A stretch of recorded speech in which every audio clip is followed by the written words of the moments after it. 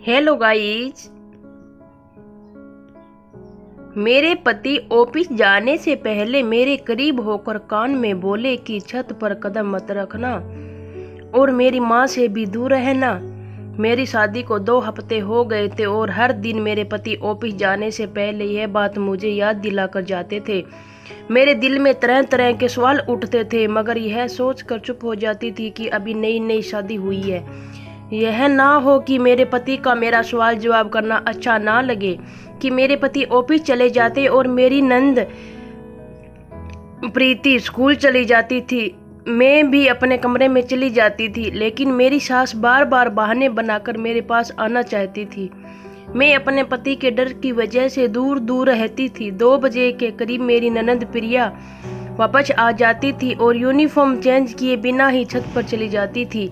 प्रिया छत पर पूरा घंटा बिताकर आती थी। वह जैसे ही नीचे उतरती, मेरी सास उसको बातें सुनाना शुरू कर देती थी और देखते ही देखते हमारा घर जैसे पानीपत के युद्ध का मैदान बन जाता था। पहले पहले तो मुझे लगता था कि मेरी सास प्रिया के साथ इसलिए झगड़ती है क्योंकि वह स्कूल से वापस आने में के बाद बस्ता खोलकर भी नहीं देखती थी। मगर अब मुझे इस घर में आए हुए 2 हफ्ते हो गए थे। अब मुझे ऐसा लगता था कि मेरी सास प्रिया को छत पर जाने से रोकती थी, मगर वह उसकी बात को बिल्कुल भी नहीं सुनती थी। फिर शाम को जब मेरे पति आते तो सीधे ही प्रिया के कमरे में चले जाते। न जाने दोनों बहन भाई घंटे भर क्या मीटिंग करते रहते थे। प्रिया के कमरे से निकलकर वह सीधे छत पर चले जाते थे और वहां भी काफी देर तक बैठे रहते थे। मैं कमरे में बैठी यह सब देखती रहती थी। शाम के जब मेरे पति कमरे में आए तो मैं मुंह फुला कर बैठ गई। वह मुझे देखकर हंस पड़े और बोले, आज तो सूरज सुबह तपन पर है, ऊपर वाला रहम करे। उसके हंसने से मुझे हिम्मत मिल गई थी, इसलिए मैं शिकायत किए बिना न रह सकी। मैंने उनसे कहा कि आप मुझे घर वालों से घुलने मिलने क्यों नहीं देते और ना ही खुद मुझे वक्त देते हो। हर वक्त छत पर बैठे रहते हो, ना जाने क्या क्या खजाना छुपा रखा है छत पर। आकाश एकदम से सीरियस हो गए और उनकी आंखों में गुस्सा देखकर मैं डर गई। वह बिना कुछ कहे घर से बाहर चले गए और रात के खाने के लिए भी वापस नहीं आए थे। प्रिया की जान पर बनी हुई थी। उसने आकाश भाई कहाँ गए हैं रट लगाई हुई थी। रात के 10 बज गए थे, मगर आकाश का कोई अता पता नहीं था। मैं दिल ही दिल में खुद को कोस रही थी कि ना जाने मेरी किस बात पर वह मुझसे इस कदर नाराज हो गए हैं। प्रिया जैसे कमरे में गई, मेरी सास झट से उस पर टूट पड़ी, पास आई और बोली, अभी तुम्हारी शादी को 10 दिन भी नहीं हुए और तुम्हारा पति गायब रहने लगा है। वह कड़ी निगाहें रखो। सास की बात सुनकर मेरे दिल में ढेरों सवाल आने लगे। तभी आकाश दरवाजा खोलकर घर में दाखिल हो गए और उन्होंने मुझे और अपनी माँ को करीब खड़े देख लिया था। आकाश कुछ भी बोले बिना ही मुझे कलाई से पकड़कर मेरे कमरे में ले आए।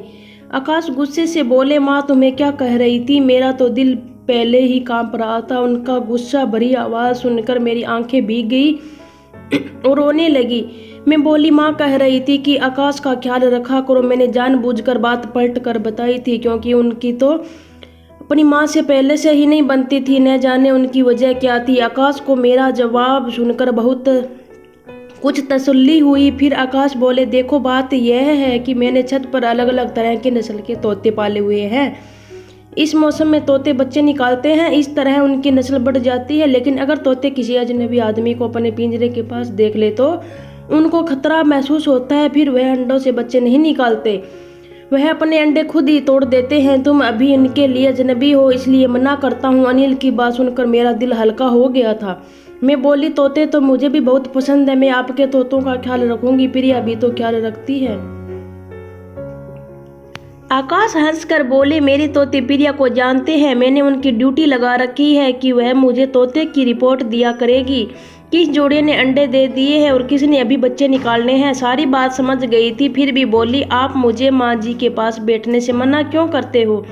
वह बोले, क्योंकि माँ तुम्हें नुकसान पहुँचा सकती है, उनका मानसिक संतुलन बिगड़ा हुआ है।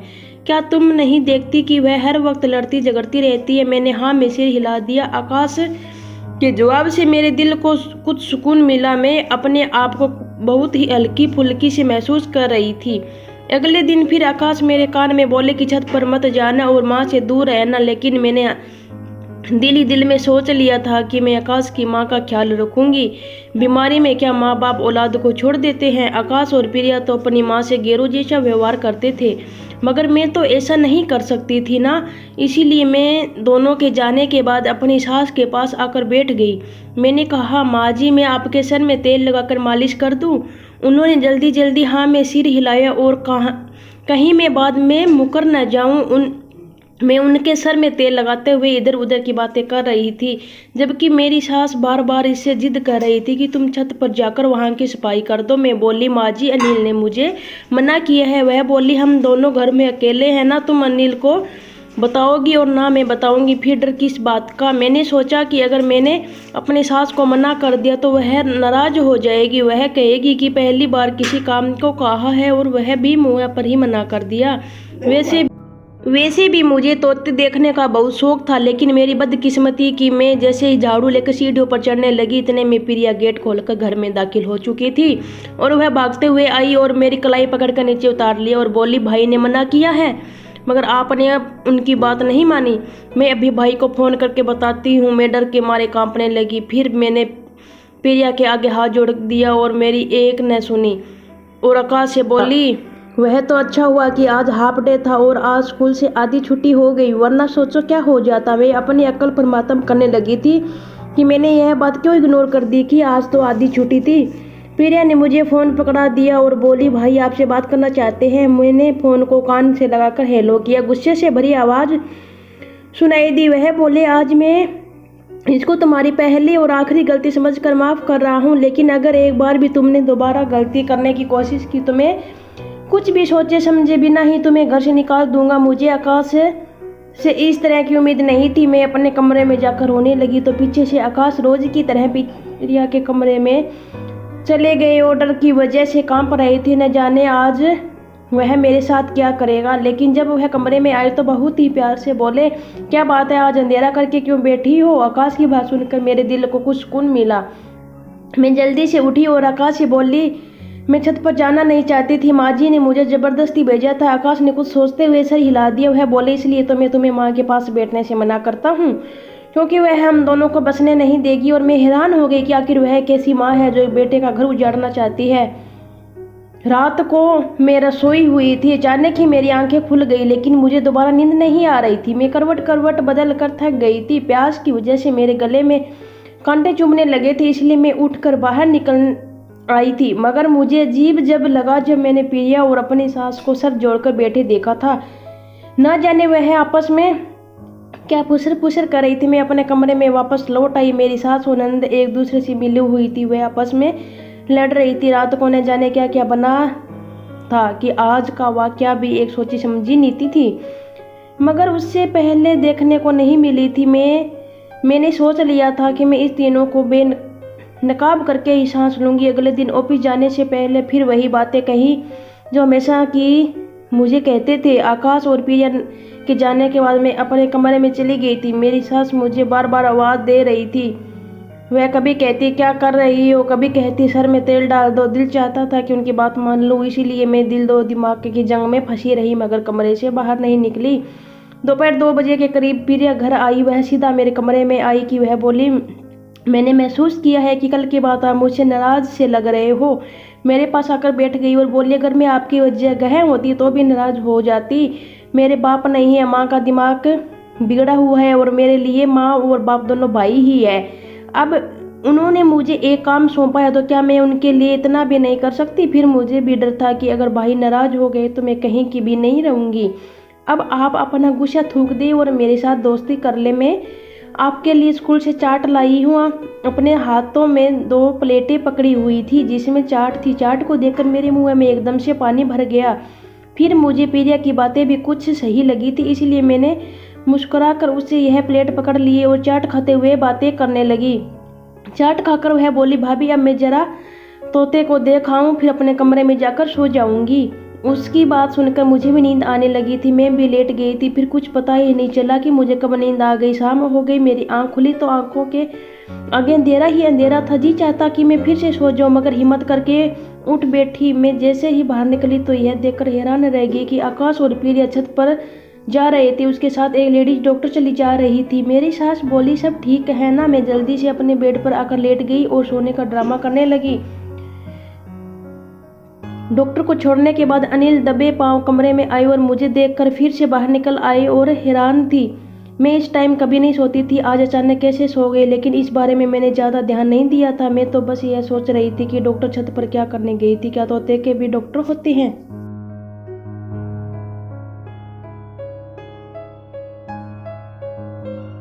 यह सब बातें मुझे बहुत परेशान कर रही थी। अब मुझे अपनी सास की बातें समझ आने लगी थी। शायद वह मुझे ऊपर इसलिए भेजना चाहती थी कि वहाँ कोई राज मेरा इंतजार कर रहा था जो आकाश मुझसे छुपाना चाहते, लेकिन वे आकाश की नज़र में गिरना भी नहीं चाहती थी, क्योंकि मुझे अपने पति से बहुत मोहब्बत थी। आधा घंटा मैं इसी तरह पड़ी रही। फिर जब मैं बाहर निकली तो मैंने प्रिया से सबसे पहले पूछा, आकाश कहाँ है? उसने मेरी आंखों में देखा और बोली, राज कहाँ होते? अपने ऑफिस में। आज भी वह वहीं पर ही होंगे। प्रिया मुझसे न जाने क्यों झूठ बोल रही थी। फिर मैंने सोच लिया था कि आकाश अभी थोड़ी देर बाद ही घर आएंगे, मगर आकाश हमेशा की तरह 6 बजे के बाद ही घर लौटे थे। मैं उनको देखकर बोली, आकाश आप कहाँ रह गए थे? उन्होंने मुझे ऐसी नज़रों से देखा कि जैसे मैं कोई गलत सवाल पूछ रही हूँ। वह बोले, मैं ऑफिस से इसी वक्त लौटता हूँ, तुम ऐसा क्यों पूछ रही हो?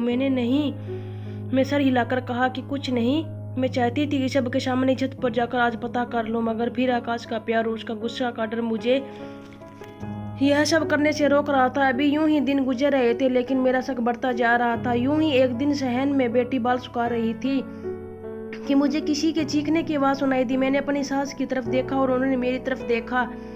किसी के चिल्लाने की आवाज़ बढ़ती चली जा रही थी। आवाज़ छत से आ रही थी। मेरी सास के घुटनों में दर्द था, लेकिन सब दुख दर्द भूलकर सीढ़ियाँ चढ़ने की कोशिश करने लगी थी। मैं यह सब परेशान होकर खड़ी देखती रही और यही सोच रही थी कि क्या करूं। तभी मेरी सास ने अचानक मेरे पांव पकड़ लिए और रोती हुई बोली, जाओ बेटा, छत पर चली जाओ, जाकर बचा लो, तुम्हें ऊपर वालों का वास्ता है। चिल्लाने की आवाज़ भी बढ़ती जा रही थी। मैं कुछ भी सोचे समझे बिना ही ऊपर की तरफ भाग गई। बहुत हैरान थी कि उसे ऊपर तो कोई तोते नहीं थे, बस कमरा बना हुआ था जिसमें बाहर से कुंडी लगाई हुई थी। उसी कमरे से चीखने की आवाज़ आ रही थी। मैंने जल्दी से दरवाज़ा खोला। वहाँ पर एक लड़की के पेट पकड़कर रो रही थी। मैं उस लड़की के पास गई और उसे दिलासा दी। उसे नीचे आकर सास को बताया। सास ने मुझे फिर से ऊपर भेज दिया और उस लड़की को दिलासा देती रही। थोड़ी देर बाद डॉक्टर आई और मुझे बाहर भेज दिया। आधे घंटे बाद मुझे बच्चे के रोने की आवाज़ सुनाई दी। फिर मैं नीचे आ गई। इतनी देर में प्रिया आ गई और यह सब देखकर प्रिया का चेहरा लाल पड़ गया और वह जल्दी से कमरे की तरफ भागी और आकाश को फ़ोन करके उसे घर आने को कहने लगी। वह घर लौटे तो बड़े सहमे हुए थे।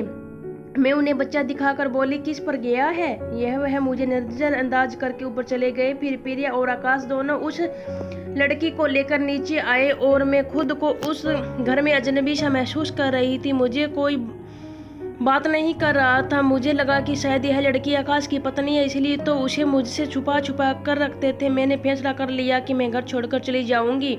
मैं कमरे में आकर अपना सामान डाल रही थी, तभी आकाश कमरे में आकर बोले, क्या कर रही हो तुम? मैंने कहा, मैं अपना घर जा रही हूँ, आपका घर छोड़ रही हूँ। मुझसे ऐसी कौन सी गलती हुई जो तुम मुझसे छोड़कर जा रही हो? मैंने कहा, ऊपर वाले ने आपको चांद सा बेटा दे दिया, आपको और क्या चाहिए? मेरे सामने से कपड़ों का बैग उठाया और मेरा हाथ थाम कर मुझे अपने सामने बिठा लिया और फिर बोले, मेरी बात को ध्यान से सुनना। जो तुम जानती हो यह लड़की कौन है? ये मेरी सगी बहन है। न जाने किस बात की बातों में आकर उसने शादी कर ली और प्रेग्नेंट हो गई थी, लेकिन मुझे कुछ पता नहीं था। इसके बढ़ते पेट के इसे मुझे लगा कि कुछ तो गड़बड़ जरूर है। मैंने सब कुछ बताने के लिए कहा पर तैयार नहीं थी। मैंने उसे पूछने की कोशिश की पर नाकाम रही। इस लड़की का नाम नहीं बताया। मोहल्ले वालों को क्या बताते कि यह किसका बच्चा है? मेरी मासूम सी बहन बदनाम होकर रह जाती और हम भी किसी को मुँह दिखाने के लायक नहीं रहते।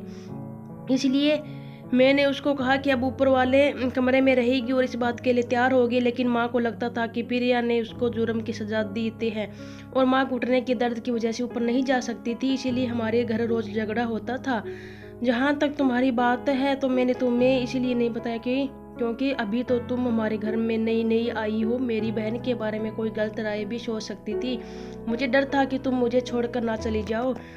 अब जब हर चीज़ तुम्हारे सामने आ ही गई है तो मैं तुमसे एक मदद मांगना चाहता हूँ, क्या तुम मेरी बात मानोगी? मैं आकाश की बातें सुनकर अपनी ननद के लिए परेशान हुई। मैंने झट से हाँ में सिर हिला दिया और आकाश बोले, तुम मेरी बहन के साथ दोस्ती का रिश्ता बना लो, तुम्हें वह इंसान हो जिसे वो अपना राज बता सकती है, क्योंकि उसने तो प्रिया को कुछ बताया नहीं। मैंने आकाश से वादा किया था कि मैं उसे पूछ कर रहूँगी। अब मैं हर समय ननद के साथ रहती थी, मैं उसके साथ बच्चों का ख्याल रखती। मैंने एक दिन उसे कहा है कि बच्चा कितना बदनसीब है जिसे बाप का प्यार भी नहीं मिला। वह यह बात सुनकर बोली, इसका बाप तो मेरा मंगेतर साहिल है। हमारा बचपन में ही रिश्ता हो गया था। जब मैं प्रेग्नेंट हुई तो वह डर गया और पीछे हट गया, क्योंकि वह तो खुद अभी कॉलेज का स्टूडेंट था। वह घर वालों को यह सब बात नहीं बताना चाहता था। ननद के मुंह से उसके पति का नाम सुनकर मेरे सर से तो बहुत ही बड़ा बोझ उतर गया। मामला तो बहुत ही सीधा था। हम बिना वजह से घबरा रहे थे, क्योंकि जो उसके बच्चे का पिता था उसके साथ तो उसका बचपन से ही रिश्ता तय हो चुका था। मैंने अनिल की से बात की, उन्होंने भी सुकून की सांस ली। फिर सारा मामला साहिल के घर बताया। अगले दिन आकाश साहिल के घर गए और उसके मम्मी पापा से बात की, उन्हें सारी बात बता दी। शुक्र है साहिल के माँ बाप ने अपने बेटे की गलती को स्वीकार कर लिया और शर्मिंदगी भरे स्वर में बोले, आप चिंता न करें, कुछ सालों बाद भी तो हमें तुम्हारी बहन को बहू बनाकर ले जाना है, तो आज ही क्यों न इस तरह। मेरी ननद बच्चे के साथ अपने घर से विदा होकर अपने ससुराल चले गई और हमारे घर में एक बार फिर से खुशियाँ लौट आई। दोस्तों, आपको ये कहानी कैसी लगी आप कमेंट करके ज़रूर बताना। हमारे चैनल को अभी तक सब्सक्राइब नहीं किया है तो हमारे चैनल को सब्सक्राइब कर लेना। धन्यवाद दोस्तों।